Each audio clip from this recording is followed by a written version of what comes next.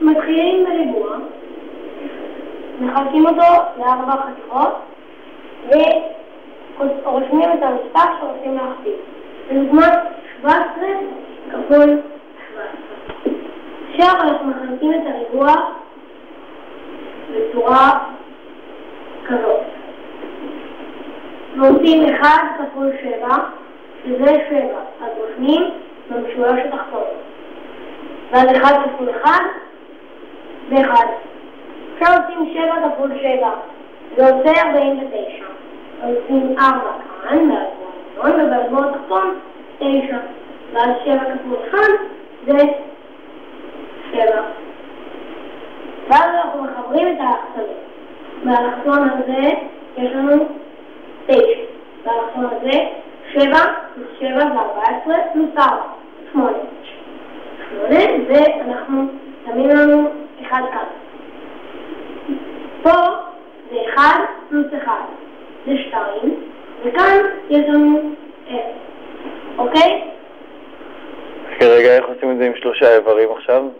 עכשיו אנחנו עושים 289 כפול 17 אנחנו עושים, ואנחנו עושים את הריבוע יותר גדול, ומחלקים את זה ל3.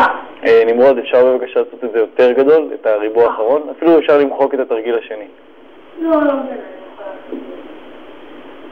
תרגיל גדול, נחלק ככה, כאן אנחנו עושים 1, כאן 7, 2, 8, 9. 1 כפול, שכחתי, סליחה.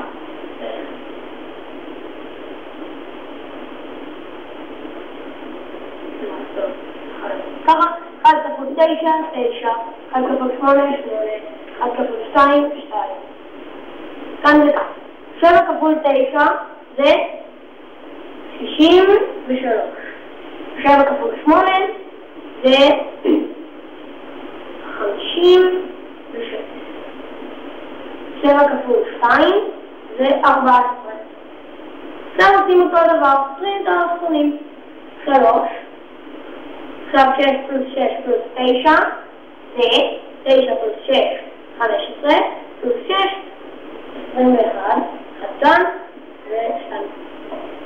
2 פלוס 8 זה 10, ועוד 5 זה 15, ועוד 4 זה 19. 9, וכאן 1. 1 פלוס 1 פלוס 2, 4. וכאן יש 0, וזאתי הסובה. מדליק וטירוף. מדליק וטירוף, ממש ממש יפה. כל הכבוד. זה החבר שלי, זה קוראים לו גיל, למד פה, מאחר. יפה מאוד.